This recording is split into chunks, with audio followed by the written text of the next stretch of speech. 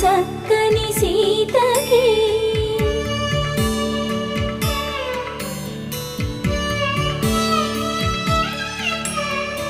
ఎర్ర జాబిలి చేయి రాముడేడని అడుగుతుంటే